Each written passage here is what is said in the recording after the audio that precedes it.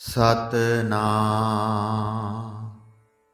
ਸ਼੍ਰੀ ਵਾਹਿਗੁਰੂ ਸਾਹਿਬ JIO. परम सन्मानियो गुरु रूप गुरु खालसा साध संगत जी, वाहिगुरु जी का खालसा वाहिगुरु जी की फतेह। प्यारी साध संगत जी, दास नूं कई वारी संगत पुछण लग जाती है कि ध्रुव भगत तां सतयुग विच होया है ते गुरु नानक साहब कलयुग विच आए हैं, ते इन्हां दा मिलाप किवें हो सकता है? तुसीं झूठ बोल रहे हो। साध संगत जी, तुसीं एक गल अपने जहन विच पा लो कि श्री गुरु नानक साहब जदों दी यह सृष्टि बनी है उदों दे ही इस धरती ते प्रगट हैं। वह धरती बनन तो पहलां भी सी, फिर कलयुग विच भी प्रगट होए ते हुण भी किते नहीं गए, इत्थे ही हैं। जिहड़ा शरधा भावना नाल उन्हां नूं याद करदा है उन्हां नूं अज भी दर्शन दे सकते हैं। शर्त यह है कि कोई कुरैत ना कीती होवे, नाम बाणी दा अभ्यासी होवे ते भले कर्म करन वाला बंदा होवे। 10वें पातशाह ने श्री सर्बलो प्रकाश ग्रंथ विच भी लिखिया है कि वाहिगुरु शब्द गुरु नानक साहब ने 9 युग तपस्या करके प्रगट किया है। 9 युग वाह वाह वाह जप के, 9 युग हे हे जप के, 9 युग गो गो गो जप के, ते 9 युग रू रू रू जप के मनुखां दे कल्याण लई यह वाहिगुरु मंत्र प्रगट किया है। इस लई वाहिगुरु दा नाम जपण नाल पाप नष्ट होने शुरू हो जाते हैं ते मनुख मुक्ति प्राप्त करता है। इस तरह ध्रुव भगत जी भी किते नहीं गए, वो हमेशा ही अमर हैं। ताइयों आम आदमी सोचता है कि असी तो 100 साल दे हाँ। साध संगत जी, आत्मा नहीं मरती, बंदे का शरीर मर जाता है, यह चलती रहिंदी है। महापुरख अवतार हमेशा अमर हैं। बंदा जिन्नी देर तक परमात्मा विच नहीं मिलता, वार वार जमदा मरदा रहिंदा है। गुरु जी का फरमान है, जहाँ जहाँ तू नारद टेके नैक टिकावो मोहे।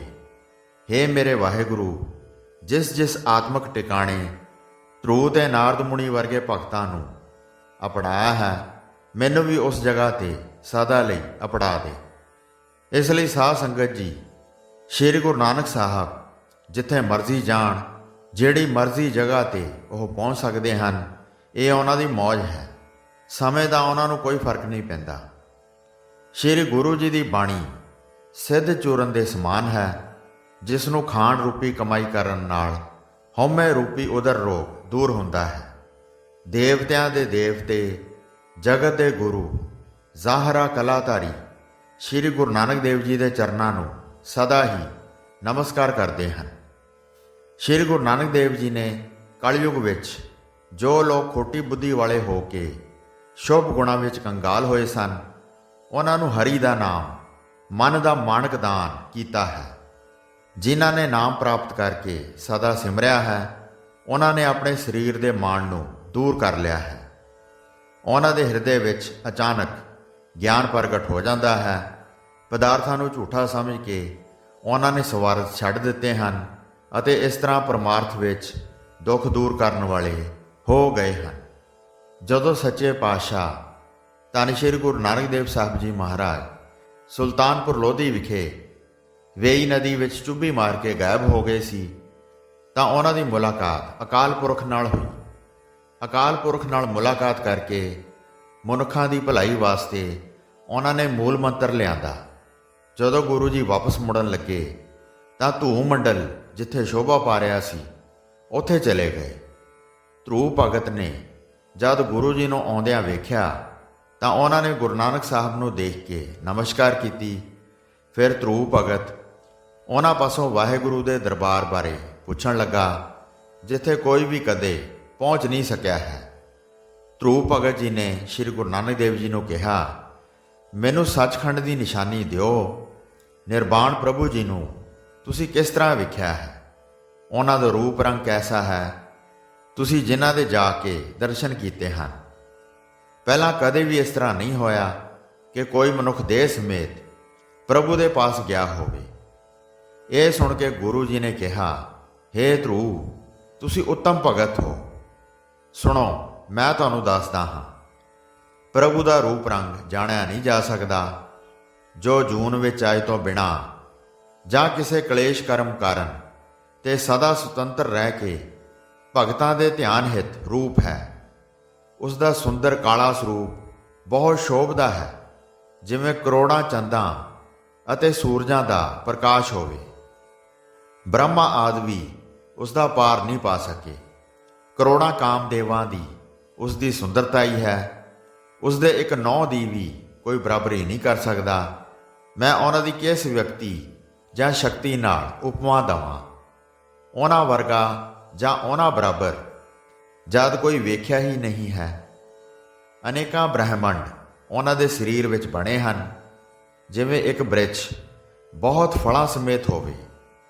ਕਹਿਣ ਸੁਣਨ ਵਿੱਚ ਉਸ ਨੂੰ ਬੇਅੰਤ ਜਾਣੋ, ਜਿਹੜਾ ਸੁਆਮੀ ਸਾਰੇ ਬ੍ਰਹਿਮੰਡਾਂ ਵਿੱਚ ਫੱਬ ਰਿਹਾ ਹੈ। ਹਰ ਥਾਂ ਜਿਸ ਦੀ ਜੋਤ ਸਮਾਨ ਹੈ, ਸਦਾ ਅਲੇਪ ਰਹਿੰਦਾ ਹੈ, ਪਰ ਸਭ ਨੂੰ ਦਾਨ ਕਰਦਾ ਹੈ। ਧਰੂਵ ਭਗਤ ਇਹ ਸੁਣ ਕੇ ਬਹੁਤ ਪ੍ਰਸੰਨ ਹੋਇਆ ਤੇ ਬੋਲਿਆ, ਤੁਸੀਂ ਨਿਰੰਕਾਰ ਦੇ ਸਰੂਪ ਬਾਰੇ ਮੈਨੂੰ ਦੱਸਿਆ ਹੈ। ਮੇਰਾ ਨਿਸ਼ਚਾ ਬਹੁਤ ਵੱਧ ਗਿਆ ਹੈ ਅਤੇ ਪਰਪੱਕ ਹੋ ਗਿਆ ਹੈ। ਇਸ ਵਿੱਚ ਕੋਈ ਸ਼ੱਕ ਨਹੀਂ। ਤੁਸੀਂ ਵੱਡੇ ਭਾਗਾਂ ਵਾਲੇ ਹੋ, ਜਿਨ੍ਹਾਂ ਨੇ ਕੋਲ ਖੜੇ ਹੋ ਕੇ ਵਾਹਿਗੁਰੂ ਨੂੰ ਦੇਖਿਆ ਹੈ। ਕਲਯੁਗ ਵਿੱਚ ਤੁਸੀਂ ਨਾਮ ਦਾ ਉਪਦੇਸ਼ ਦਿੰਦੇ ਹੋ। ਜਿਹੜੇ ਮਨੁੱਖ ਬਹੁਤ ਕਲੇਸ਼ ਪਾਉਂਦੇ ਹਨ, ਉਹਨਾਂ ਦੇ ਭਾਰੀ ਦੁੱਖ ਨੂੰ ਤੁਸੀਂ ਸਹਿ ਨਹੀਂ ਸਕਦੇ। ਤੁਸੀਂ ਇੱਕ ਪਰਉਪਕਾਰੀ ਦਾ ਰੂਪ ਧਾਰਨ ਕੀਤਾ ਹੈ। ਤੁਸੀਂ ਦੀਨ ਬੰਧੂ ਅਤੇ ਦੀਨ ਦਿਆਲ ਹੋ। ਆਪਣੇ ਸੇਵਕਾਂ ਨੂੰ ਵਿਸ਼ਾਲ ਨਾਮਦਾਨ ਕਰ ਰਹੇ ਹੋ। ਇਸ ਤਰ੍ਹਾਂ ਉਸਤਤੀ ਦੇ ਬਚਨ ਕਹਿ ਸੁਣ ਕੇ ਧਰੂਵ ਨੂੰ ਆਪਣਾ ਦਾਸ ਜਾਣ ਕੇ ਕਾਫੀ ਸਮਾਂ ਉੱਥੇ ਬੈਠੇ ਰਹੇ। ਫਿਰ ਗੁਰੂ ਜੀ ਬੋਲੇ, ਹੇ ਪਿਆਰੇ ਧਰੂਵ, ਸੁਣੋ, ਹੁਣ ਸਾਡੀ ਵਾਪਸ ਜਾਣ ਦੀ ਚਾਹ ਹੈ। ਪ੍ਰਭੂ ਦੇ ਕਾਰਜ ਹਿਤ ਅਸੀਂ ਹੇਠਾਂ ਧਰਤੀ ਤੇ ਜਾਣਾ ਹੈ। ਆਗਿਆ ਦਿਓ, ਤੁਹਾਡੀ ਸੁੰਦਰ ਕੀਰਤੀ ਹੈ। ਇਹ ਸੁਣ ਕੇ ਧਰੂਵ ਨੇ ਇਸ ਤਰ੍ਹਾਂ ਬਚਨ ਕੀਤੇ, ਹੇ ਕਰਤਾਰ, ਤੁਹਾਨੂੰ ਸਦਾ ਹੀ ਆਗਿਆ ਹੈ। ਜਿਵੇਂ ਤੁਹਾਡੇ ਦਿਲ ਦੀ ਮਰਜ਼ੀ ਹੈ, ਉਸ ਤਰ੍ਹਾਂ ਹੀ ਕਰੋ। ਤੁਹਾਡੇ ਦਰਸ਼ਨ ਕਰਕੇ ਸਾਰੇ ਪਾਪ ਭੱਜ ਜਾਂਦੇ ਹਨ। ਫਿਰ ਦੋਹਾਂ ਨੇ ਇੱਕ ਦੂਸਰੇ ਨੂੰ ਨਮਸਕਾਰ ਕੀਤਾ। ਪਾਪਾਂ ਦਾ ਨਾਸ਼ ਕਰਨ ਵਾਲੇ ਗੁਰੂ ਜੀ ਉੱਥੋਂ ਚੱਲ ਪਏ। ਜਦ ਕਾਫੀ ਦੂਰ ਚੱਲ ਕੇ ਆ ਗਏ ਤਾਂ ਭਾਈ ਮਰਦਾਨੇ ਨੇ ਕਿਹਾ, ਜਿੰਨੇ ਵੀ ਆਕਾਸ਼ ਵਿੱਚ ਵਿਚਰਨ ਵਾਲੇ ਮੰਡਲ ਹਨ, ਧਰੂਵ ਮੰਡਲ ਸਭ ਤੋਂ ਉੱਚਾ ਹੈ। ਧਰਤੀ ਤੋਂ ਉੱਚੇ ਜਿੰਨੇ ਵੀ ਮੰਡਲ ਹਨ, ਹੇ ਪ੍ਰਭੂ ਜੀ, ਮੈਨੂੰ ਉਹਨਾਂ ਸਾਰਿਆਂ ਬਾਰੇ ਦੱਸੋ। ਸਾਡੇ ਵਰਗੇ ਘਟੀਆ ਬੰਦਿਆਂ ਨੂੰ ਤੁਹਾਡੇ ਵਰਗੇ ਮਹਾਨ ਗੁਰੂ ਜੀ ਤੋਂ ਬਗੈਰ ਹੋਰ ਕੌਣ ਅਜਿਹੀਆਂ ਥਾਵਾਂ ਵਿਖਾਏਗਾ? ਗੁਰੂ ਜੀ ਨੇ ਕਿਹਾ, ਹੇ ਮਰਦਾਨੇ, ਸੁਣੋ, ਧਰੂਵ ਮੰਡਲ ਦੀ ਉਚਾਈ ਦਾ ਜੇ ਅੰਦਾਜ਼ਾ ਲਾਈਏ ਤਾਂ ਇਹ 39 ਲੱਖ ਯੋਜਨ ਉੱਚਾ ਹੈ। ਇਸ ਬਰਾਬਰ ਹੋਰ ਕੋਈ ਨਹੀਂ ਪਹੁੰਚਿਆ।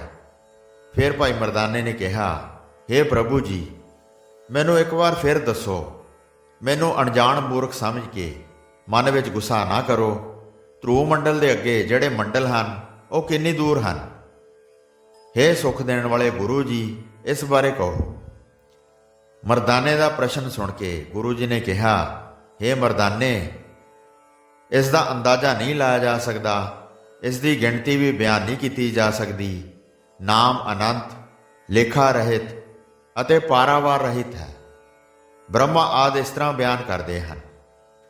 ਦਇਆ ਧਰ ਕੇ ਕਰਤਾਰ ਜਿੰਨਾ ਵਿਖਾਉਂਦਾ ਹੈ, ਉਸ ਦੇ ਪੈਦਾ ਕੀਤੇ ਜੀਵ ਉਤਨਾ ਹੀ ਦੇਖਦੇ ਹਨ। ਇਸ ਦੀ ਓੜਖ ਕਿਸੇ ਨੇ ਨਹੀਂ ਪਾਈ। ਸਾਰੇ ਮਿਲ ਕੇ ਉਸ ਨੂੰ ਅਨੰਤ ਹੀ ਕਹਿੰਦੇ ਹਨ। ਗੁਰੂ ਜੀ ਦਾ ਉੱਤਰ ਸੁਣ ਕੇ ਭਾਈ ਮਰਦਾਨੇ ਨੇ ਕਿਹਾ, ਧੰਨ ਧੰਨ ਹੇ ਗੁਰੂ ਜੀ, ਤੁਸੀਂ ਧੰਨ ਹੋ, ਤੁਸੀਂ ਕਿਰਪਾ ਨਿਧਾਨ ਹੋ। ਤੁਸੀਂ ਸੱਚ ਕਿਹਾ ਹੈ। ਤੁਹਾਡੇ ਅਤੇ ਕਰਤਾਰ ਵਿੱਚ ਕੋਈ ਫਰਕ ਨਹੀਂ ਹੈ। ਤੁਸੀਂ ਸਬੱਬਾਂ ਦੇ ਕਰਨ ਵਾਲੇ, ਕਾਲ ਰਹਿਤ ਅਤੇ ਛੇਦ ਰਹਿਤ ਹੋ। ਸੋ ਸਾਧ ਸੰਗਤ ਜੀ, ਇਸ ਪ੍ਰਕਾਰ ਗੁਰੂ ਜੀ ਧਰੂਵ ਭਗਤ ਨੂੰ ਮਿਲ ਕੇ ਧਰਤੀ ਵੱਲ ਮੁੜ ਆਏ। ਹੋਈਆਂ ਭੁੱਲਾਂ ਚੁੱਕਾਂ ਦੀ ਖਿਮਾ ਬਖਸ਼ਣੀ ਜੀ। ਦਾਸ ਨੂੰ ਆਗਿਆ ਦਿਓ। ਵਾਹਿਗੁਰੂ ਜੀ ਕਾ ਖਾਲਸਾ, ਵਾਹਿਗੁਰੂ ਜੀ ਕੀ ਫਤਿਹ।